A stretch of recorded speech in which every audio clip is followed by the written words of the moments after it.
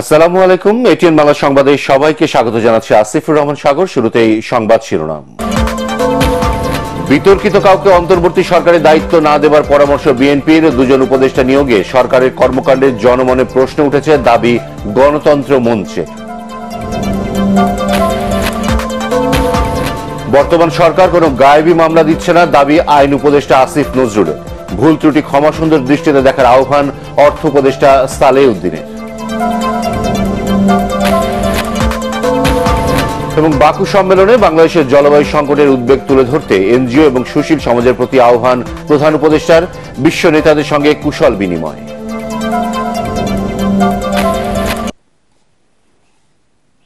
শুনছিলেন সংবাদ শিরোনাম, এবার বিস্তারিত।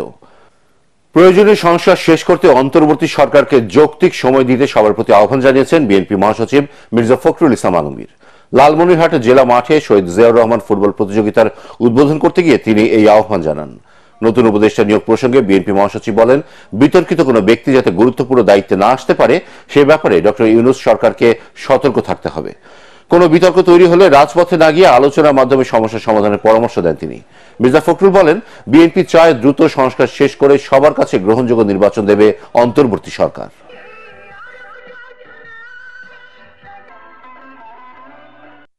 বিতর্কিত কোনো ব্যক্তিকে এই আপনারা অন্তর্বর্তীকালীন সরকারে নেওয়ার ব্যাপারে অবশ্যই যারা আমাদের দায়িত্বে রয়েছে, বিশেষ করে ডক্টর ইউনূস, তাদের এগুলো ব্যাপারে তাদেরকে চিন্তা করতে হবে, যাতে নতুন করে বিতর্ক সৃষ্টি না হয়। আমি সবাইকে অনুরোধ করব যে বিষয়গুলোকে রাজপথে না নিয়ে গিয়ে আমরা আলোচনার মধ্যে আপনার বিষয়গুলোকে সমাধান করতে পারি। আমরা আশা করব এই অন্তর্বর্তীকালীন সরকার অতি দ্রুত তারা সংস্কার কাজগুলো শেষ করে তারা একটা সকলের কাছে গ্রহণযোগ্য একটা নির্বাচনের ব্যবস্থা করবেন। সুষ্ঠু নিরপেক্ষ নির্বাচনের মাধ্যমে আওয়ামী লীগকে শোচনীয়ভাবে হারিয়ে নিষিদ্ধ করার পক্ষে বিএনপির স্থায়ী কমিটির সদস্য আমির খসরু মাহমুদ চৌধুরী। জাতীয় প্রেস ক্লাবে আলোচনা সভায় তিনি বলেন, দেশকে গণতান্ত্রিক ধারায় ফেরাতে অন্তর্বর্তী সরকারকে সর্বাত্মক সহায়তা করবে বিএনপি। এদিকে নয়াপল্টনে আরেক অনুষ্ঠানে বিএনপির মুখপাত্র রুহুল কবির রিজভী জাতীয় নেতাদের নিয়ে বিতর্ক না করার আহ্বান জানান। মনুল আহসান জানাচ্ছেন বিস্তারিত। স্বৈরশাসন বিরোধী আন্দোলন করতে গিয়ে মামলা, কারাবরণ, গুমসহ গত 15 বছর বিএনপি নেতাকর্মীরা যে ত্যাগ স্বীকার করেছে তাকে নজিরবিহীন বলে দাবি করেন আলোচনা সভার বক্তারা। বিএনপির স্থায়ী কমিটির সদস্য আমির খসরু মাহমুদ চৌধুরী বলেন, ছাত্র জনতার গণ অভ্যুত্থানে শেখ হাসিনার পতনের মধ্য দিয়ে যে অন্তর্বর্তী সরকার দায়িত্ব নিয়েছে তাদের কোনোভাবেই ব্যর্থ হতে দেয়া যাবে না। আমরা যেভাবে ঐক্যবদ্ধভাবে হাসিনাকে পতন ঘটিয়েছি, আমরা ঐক্যবদ্ধভাবে গণতন্ত্রের পথ থেকে আমরা পরিষ্কার রাখতে চাই এবং আমরা সরকারকে সার্বিক সহযোগিতা দিয়ে আমরা গণতন্ত্রের পথে উত্তরণ করতে চাই। আমরা নির্বাচনের পরেও জাতীয় ঐক্যের সরকারের কথা বলেছি, জাতীয় সরকারের কথা বলেছি। আমরা সেই পথে গিয়ে বাংলাদেশটাকে মুক্ত, স্বাধীন একটি মানবিক বাংলাদেশ গড়তে চাই। জনগণের মতামত নিয়েই আওয়ামী লীগের রাজনীতি নিষিদ্ধ করার সিদ্ধান্ত হওয়া উচিত বলে মত দেন বিএনপির এই নীতি নির্ধারক। আপনি যদি আওয়ামী লীগকে ক্যান্সেল করে দিতে চান অন্য কোনো ভাবে, এগুলো টিকে থাকে না। আওয়ামী লীগকে ক্যান্সেল করতে হবে জনগণের ভোটের মাধ্যমে। আওয়ামী লীগকে আপনাকে ক্যান্সেল করতে হবে। ফ্যাসিস্টকে ক্যান্সেল করবেন ভোটের মাধ্যমে, তাদেরকে পরাজিত করে, চরমভাবে পরাজিত করে ক্যান্সেল করে দেবেন। এদিকে 7ই নভেম্বর বিপ্লব ও সংহতি দিবস উপলক্ষে নয়াপল্টনে দিনব্যাপী ফ্রি মেডিকেল ক্যাম্পের আয়োজন করে বিএনপি। এর উদ্বোধন করতে গিয়ে বিএনপির সিনিয়র যুগ্ম মহাসচিব রুহুল কবির রিজভী রাজনৈতিক কারণে জাতীয় নেতাদের অবদানকে খাটো না করার আহ্বান জানান। যার যতটুকু ইতিহাসে অবস্থান আছে সেটা থাক। স্বাধীনতার পরে শেখ মুজিবুর রহমানের অনেক অন্যায়, অনেক দুঃশাসন দেখেছি। 75-এর 15ই আগস্ট ঘটল, খন্দকার মোস্তাক বঙ্গভবন থেকে শেখ মুজিবের ছবি নামিয়ে দিয়েছিলেন। শহীদ রাষ্ট্রপতি জিয়াউর রহমান কিন্তু শেখ মুজিবের ছবি বঙ্গভবনে তিনি আবার সেখানে পুনঃস্থাপন করলেন। জাতীয় প্রেস ক্লাবের সামনে মানববন্ধনে বিএনপি চেয়ারপারসনের উপদেষ্টা জয়নুল আবদিন ফারুক জুলাই গণহত্যার সাথে জড়িত আওয়ামী লীগ নেতাদের বিচার ও দ্রুত জাতীয় নির্বাচনের রোডম্যাপ ঘোষণার দাবি জানান। মইনুল আহসান, এটিএন বাংলা, ঢাকা। বিতর্কিত দুই ব্যক্তিকে উপদেষ্টা নিয়োগ করায় অন্তর্বর্তী সরকারের কর্মকাণ্ড নিয়ে জনমনে নানা প্রশ্নের জন্ম দিয়েছে বলে মনে করেন গণতন্ত্র মঞ্চের শীর্ষ নেতারা। ঢাকা রিপোর্টার্স ইউনিটিতে সংবিধান সংস্কার নিয়ে সেমিনারে তারা বলেন, ফ্যাসিস্ট ব্যবস্থা টিকিয়ে রেখে কখনোই সুষ্ঠু নিরপেক্ষ নির্বাচন সম্ভব নয়। গণতান্ত্রিক রূপান্তরের জন্য বিদ্যমান সংবিধান সংস্কারের কোনো বিকল্প নেই বলে মনে করেন তারা। মাজরুল হক মুহাজিরের রিপোর্ট। মানবিক গণতান্ত্রিক ও কল্যাণ রাষ্ট্র প্রতিষ্ঠায় সবাইকে এক হওয়ার আহ্বান জানিয়ে সংবিধান সংস্কার বিষয়ে এই সেমিনার করে নাগরিক ঐক্য। সংবিধান পুনর্লিখনের চেয়েও সংস্কার কেন প্রয়োজন তার যৌক্তিকতা তুলে ধরেন রাজনীতিবিদরা। দেশে একটা বিপ্লব হলে তো একটা বিপ্লবী সংবিধান দরকার। আমরা অভ্যুত্থান করেছি, আমরা একটা বিপ্লব করিনি। বিপ্লব করলে বিদ্যমান সংবিধানের অধীনে শপথ হতো না। ন্যূনতম এমন ক্ষমতার ভারসাম্য তৈরি করতে হবে যাতে করে জনগণের কাছে যে জবাবদিহিতার প্রশ্ন, কোন সরকার যে জনগণের অধীন, সেটা কোনোভাবে আর ছাপিয়ে নেওয়া যেতে পারে। বিএনপির স্থায়ী কমিটির সদস্য ডক্টর আব্দুল মঈন খান বলেন, সংবিধানের জন্য জনগণ নয়, সংবিধান হতে হবে জনগণের জন্য। ক্ষমতার মোহে আবারও যদি আমরা সরকারে গিয়ে অথবা সরকারে যাবার আগেই অর্থ, বিত্ত, বৈভব এবং সম্পদের চোরাবালিতে ঘুরপাক খেতে থাকে, তাহলে কিন্তু যতই সংবিধান সংস্কার করি, সরকার সংস্কার করি, প্রশাসন সংস্কার করি, পুলিশ সংস্কার করি, বিচার বিভাগ সংস্কার করি, কোনো কিছুতে কোনো কাজ হবে না। সংস্কারের নামে কালক্ষেপণ না করে অন্তর্বর্তী সরকারকে দ্রুত জাতীয় নির্বাচন আয়োজনের তাগিদ দেন নাগরিক ঐক্যের সভাপতি মাহমুদুর রহমান মান্না। একটা সরকারকে সব দল সমর্থন জানাবার পরে 3 মাস রাজনীতি চালাবার পরে দুইটা উপদেষ্টা নিয়েছে, সেটা ঝগড়া। দেশের অবস্থা কিন্তু খুব সুবিধা না, উপদেষ্টা বানাবে 7টা ভালো লোক পায় না। পরে প্রধানমন্ত্রীর ক্ষমতা কমানো সহ সংবিধান সংস্কারে নাগরিক ঐক্যের পক্ষ থেকে 5 দফা প্রস্তাব তুলে ধরা হয়। মাজহারুল হক মুহাজির, এটিএন বাংলা, ঢাকা। পতিত সরকার নিজে ঢালাওভাবে গায়েবী মামলা দায়ের করত, বর্তমান সরকার তা করছে না জানিয়ে আইন উপদেষ্টা ডক্টর আসিফ নজরুল বলেছেন, এমন মানুষ যেভাবে ঢালাও মামলা দিচ্ছে তা বিব্রতকর। বিচার বিভাগ সংস্কার কমিশনের সাথে বৈঠক শেষে তিনি আরো বলেন, উচ্চ আদালতের বিচারক নিয়োগের জন্য আইন করা হবে। হুমায়ুন চিস্তির রিপোর্ট। বিচার বিভাগ সংস্কার কমিশন গঠনের পর মঙ্গলবার প্রথমবারের মতো কমিশনের সাথে বৈঠকে বসেন আইন উপদেষ্টা ডক্টর আসিফ নজরুল। বিচার প্রশাসন প্রশিক্ষণ ইনস্টিটিউটে প্রায় 1.5 ঘন্টা বৈঠকের পর তিনি বলেন, সীমিত সামর্থ্য নিয়েই কমিশন সন্তোষজনক অগ্রগতি করেছে। এ সময় ঢালাও মামলা দায়েরের প্রসঙ্গ নিয়ে কথা বলেন তিনি। বিগত ফ্যাসিস্ট সরকারের আমলে গায়েবী মামলা হতো, সরকারের পক্ষ থেকে গায়েবী মামলা দিত, আর এখন আমরা সরকারের পক্ষ থেকে কোনো মামলা টামলা দিচ্ছি না। সাধারণ লোকজন, ভুক্তভোগী লোকজন, রাজনৈতিক প্রতিপক্ষ, তারা অন্যদের ব্যাপারে ঢালাও মামলা দিচ্ছে। ঢালাও মামলার একটা প্রকোপ দেশে দেখা দিয়েছে, এটা আমাদেরকে অত্যন্ত বিব্রত করে। আমরা অনেক ধরনের আইনি সংস্কারের কথা ভাবছি, আইনি পদক্ষেপ নেওয়ার কথা ভাবছি। সংস্কার কমিশনের সুপারিশ বাস্তবায়িত হলে বিচার বিভাগের উপর আস্থা বাড়বে জানিয়ে তিনি বলেন, উচ্চ আদালতের বিচারক নিয়োগে আইন করা হবে। আমার কাছে মনে হয়েছে ওনারা যেরকম একটা বিচার বিভাগের প্রতিষ্ঠার লক্ষ্যে কাজ করছেন বা স্বপ্ন দেখছেন, এটা যদি সত্যি করা যেত তাহলে সম্ভবত আমাদের বিচার অঙ্গনে সমস্যা যা আছে সেগুলি আর থাকতো না কখনো, এবং আমাদের এখানে আইনের শাসন, মানবাধিকার, মানুষের অধিকার অনেক বেশি সুশক্ত হতো। নেক্সট যে উচ্চ আদালতে বিচারক নিয়োগ হবে সেটা আমরা একটা আইনের মাধ্যমে করতে চাচ্ছি। এ সময় সংস্কার কমিশনের পক্ষ থেকে জানানো হয়, শিগগিরই সুপারিশমালা তৈরি করে আইন মন্ত্রণালয়ে জমা দেবে কমিশন।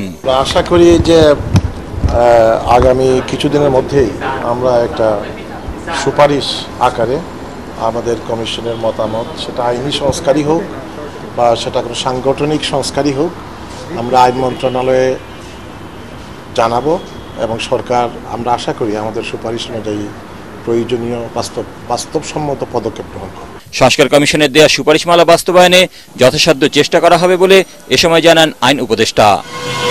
হুমায়ুন চিস্তি, এটিএন বাংলা, ঢাকা। অর্থনৈতিকভাবে দেশ এখন কঠিন সময় পার করছে বলে জানিয়েছেন অর্থ উপদেষ্টা ডক্টর সালেউদ্দিন আহমেদ। সরকারের ভুল ত্রুটি ম্যাগনিফাইং গ্লাস দিয়ে না দেখে ক্ষমা সুন্দর দৃষ্টিতে দেখার অনুরোধ জানান তিনি। সকালে মোহাম্মদপুরের খিলজি রোডে সোশ্যাল ডেভেলপমেন্ট ফাউন্ডেশন এসডিএফ এর প্রধান কার্যালয়ে জুলাই আন্দোলনে হতাহতদের পরিবারের মাঝে অর্থ সহায়তা প্রদান অনুষ্ঠানে উপদেষ্টা এসব কথা বলেন। তিনি আরো বলেন, বৈষম্য বিরোধী ছাত্র জনতার আন্দোলনে শহীদদের শুধু স্মরণে রাখা নয়, দেশ নিয়ে তাদের আশা আকাঙ্ক্ষার প্রতিফলন ঘটাতে হবে। আহতদের চিকিৎসা সহায়তা, কর্মসংস্থানের ব্যবস্থা করার সরকারের অঙ্গীকার বলেও জানান ডক্টর সালাউদ্দিন আহমেদ। এ সময় বৈষম্য বিরোধী আন্দোলনে শহীদ রংপুরের আবু সাইদ সহ 7 শহীদ এবং আহত 49 জনের পরিবারকে এসডিএফ এর পক্ষ থেকে আর্থিক সহায়তা দেওয়া হয়। আমরা একটা কঠিন সময় পড়ছি, সবার কঠিন দায়িত্ব হবে। আমরা ভুল করছি, এই ভুল করলে বিশালভাবে একটা এসে করবেন না, ম্যাগনিফাই করবেন না। আজকে ভুল ত্রুটি আমরা করবো, একটু অ্যাক্টিভভাবে যদি ভুল ত্রুটি সম্পাদন করবো, এই দিকের কার্যক্রমের চেষ্টা থাকতে পারে। জুলাই আন্দোলনে যেসব সাংবাদিক অবদান রেখেছেন তাদের চাকরিচ্যুত ও হেনস্থা না করার আহ্বান জানিয়েছেন তথ্য সম্প্রচার উপদেষ্টা নাহিদ ইসলাম। একই সাথে জুলাই আন্দোলনের জনশ্রুতি ধরে রাখতে আহত ও নিহতদের ঘটনা টেলিভিশনগুলোতে তুলে ধরার আহ্বান জানান তিনি। সচিবালয়ে টেলিভিশন মালিক ও মালিক প্রতিনিধিদের সঙ্গে বৈঠকের পর সাংবাদিকদের এসব কথা বলেন তথ্য সম্প্রচার উপদেষ্টা। তিনি বলেন, অন্তর্বর্তী সরকারের 3 মাসে গণমাধ্যম যে স্বাধীনতা ভোগ করছে তা যেন ভবিষ্যতে অব্যাহত থাকে, সেজন্য একটি কমিশন গঠন করা হয়েছে।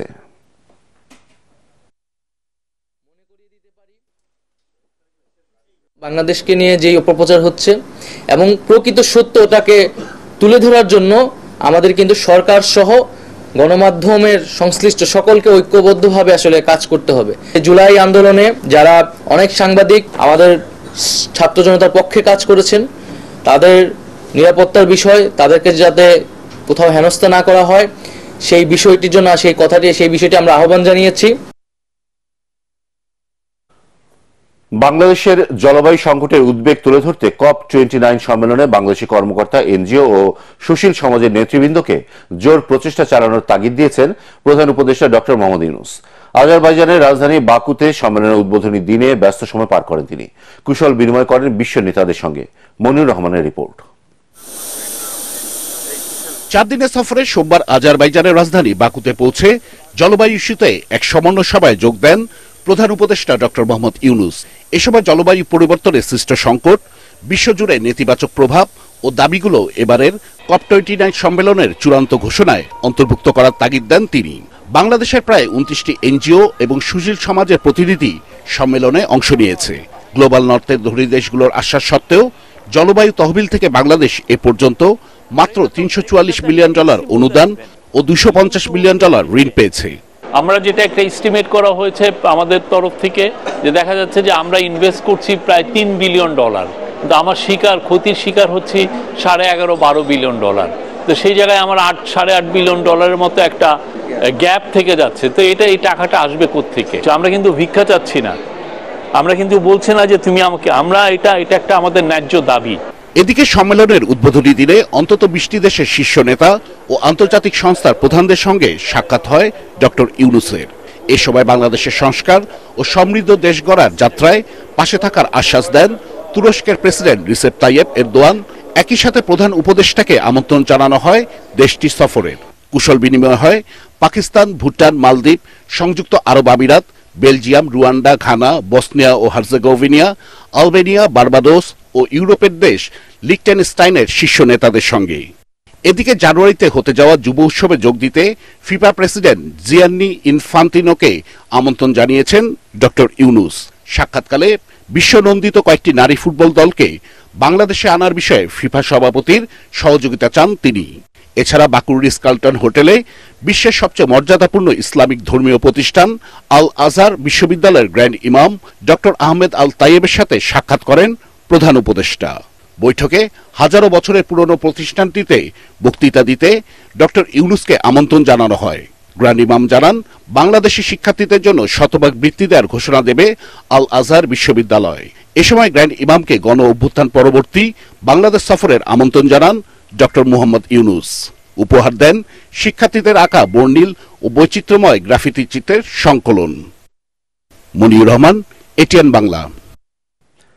বেক্সিমকো ফার্মাসিউটিক্যালস লিমিটেডের রিসিভার নিয়োগে হাইকোর্টে দেওয়ার সিদ্ধান্ত স্থগিত করেছেন আপিল বিভাগ। তবে বেক্সিমকো গ্রুপের অন্যান্য প্রতিষ্ঠানে রিসিভার নিয়োগের আদেশ বহাল রাখা হয়েছে। একই সঙ্গে রিসিভার নিয়োগ নিয়ে হাইকোর্টে জারি করা রুল 2 সপ্তাহের মধ্যে নিষ্পত্তির নির্দেশ দেওয়া হয়েছে। আপিল বিভাগের জ্যেষ্ঠ বিচারপতি মোহাম্মদ আশফাকুল ইসলামের নেতৃত্বাধীন আপিল বেঞ্চ এই আদেশ দেন। রিসিভার নিয়োগ নিয়ে হাইকোর্টের আদেশের বিরুদ্ধে বেক্সিমকো ফার্মাসিউটিক্যালস লিমিটেডের পক্ষে লিভ টু আপিল করা হয়। এর আগে বেক্সিমকো গ্রুপের সব সম্পত্তি দেখভালের জন্য রিসিভার নিয়োগ দিতে বাংলাদেশ ব্যাংকে 5 সেপ্টেম্বর নির্দেশ দেন হাইকোর্ট। বেক্সিমকোর নামে যে ঋণ আছে, বেক্সিমকো ফার্মাসিউটিক্যালস কোম্পানির রিগার্ডে এসটি হওয়ার পরে উনি হয়তো রিসিভার হয়তো বেক্সিমকোর বিষয়ে 2 সপ্তাহ উনি ওয়েট করবেন, হাইকোর্ট নিষ্পত্তি না করা পর্যন্ত। 2 সপ্তাহ দিয়েছে, বাট হাইকোর্ট 2 সপ্তাহের মধ্যে না পারলেও হোপফুলি যে এটা সাবজুডিস থাকবে এবং যতদিন না রুল নিষ্পত্তি হয় ততদিন পর্যন্ত এই রেস্টেই থাকবে, শুধু বেক্সিমকো ফার্মাসিউটিক্যালস কোম্পানির রিগার্ডে। এবার জানিয়ে দেব পার্টেক্স খেলার খবর।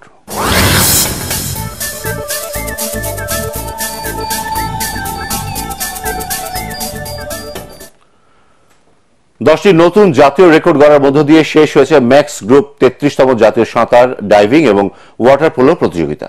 4 দিনের এই প্রতিযোগিতায় দলগত চ্যাম্পিয়ন নৌবাহিনী এবং রানার্স আপ হয়েছে সেনাবাহিনী। পুরুষ ও নারী বিভাগে নৌবাহিনীর সামিউল ইসলাম এবং জুথি আক্তার সেরা সাঁতারুর পুরস্কার জেতেন। আরো জানাচ্ছেন পরাগ আরমান। দেশের 52টি দলের 550 জন সাঁতারুর অংশগ্রহণ ছিল এবারের ম্যাক্স গ্রুপ 33তম জাতীয় সাঁতার প্রতিযোগিতায়। 4 দিনের এই প্রতিযোগিতায় পুরুষ ও নারী সাঁতারুদের মধ্যে লড়াই হয়েছে হাড্ডাহাড্ডি। সমাপনী দিনে আমেজ ছিল প্রতিদ্বন্দ্বীদের মধ্যে আরও লড়াইয়ের। 4 দিনের প্রতিযোগিতা শেষে 10টি নতুন জাতীয় রেকর্ড হয়। দলগত চ্যাম্পিয়ন হয় বাংলাদেশ নৌবাহিনী এবং রানার্স আপ হয়েছে সেনাবাহিনী। বাংলাদেশ সুইমিং ফেডারেশনের সিনিয়র সহসভাপতি ও ম্যাক্স গ্রুপের চেয়ারম্যান ইঞ্জিনিয়ার গোলাম মোহাম্মদ আলমগীরের সভাপতিত্বে বিজয়ী ও বিজিত দলকে পুরস্কৃত করেন সহকারী নৌবাহিনী প্রধান রিয়ার অ্যাডমিরাল মোহাম্মদ মুসা। এ সময় গোলাম মোহাম্মদ আলমগীর জানান, সেরা সাঁতারুর খোঁজে প্রোগ্রামটি আবারও শুরু করতে চায় ফেডারেশন। গত মিটিং এর সিদ্ধান্ত নিয়েছি, আমরা 2025 এর এন্ডে যদি না পারি 2026 এর মধ্যে অবশ্যই সেরা সাঁতারুর খোঁজে আমরা সুইমিং ফেডারেশন এটা আরেকবার করবে, যাতে নতুন যারা গ্রামে গঞ্জে আছে তাদেরকে আমরা পিক করে এনে ভালো ট্রেনিং এর ব্যবস্থা করতে পারি। পুরুষ এবং নারী বিভাগে বাংলাদেশ নৌবাহিনীর সামিউল ইসলাম এবং জুথি আক্তার সেরা সাঁতারুর পুরস্কার জেতেন। 3টি নতুন জাতীয় রেকর্ড সহ 5টি স্বর্ণ ও 1টি ব্রোঞ্জ জয় করেন সামিউল এবং 3টি নতুন জাতীয় রেকর্ড সহ 4টি স্বর্ণ ও 1টি রূপার পদক জেতেন জুথি। মূল লক্ষ্য হচ্ছে সাব গেমসে যাতে দেশের জন্য গোল্ড নিয়ে আসতে পারি। সামনে প্ল্যান আছে অলিম্পিকে যাওয়া, সাব গেমসে যাওয়ার, যেখানে যায় ভালো একটা রেজাল্ট হবে বা ভালো টাইমিং হবে। সেরা সাঁতারুকে পুরস্কার হিসেবে ট্রফি প্রদান করা হয়।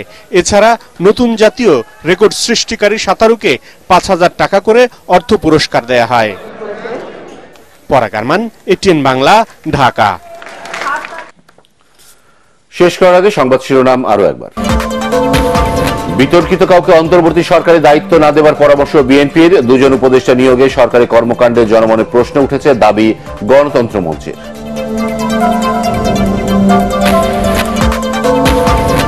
বর্তমান সরকার কোনো গায়েবী মামলা দিচ্ছে না, দাবি আইন উপদেষ্টা আসিফ নজরুলের। ভুল ত্রুটি ক্ষমাসুন্দর দৃষ্টিতে দেখার আহ্বান অর্থ উপদেষ্টা সালেহ উদ্দিনের।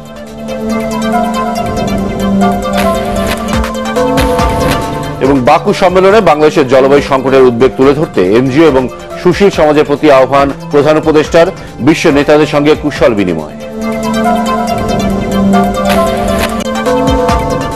পরবর্তী সংবাদ দেখার আমন্ত্রণ জানিয়ে এখনকার মতো শেষ করছি। এটিএন বাংলা সংবাদ ইউটিউবে দেখতে ব্রাউজ করুন, youtube/ATN বাংলা।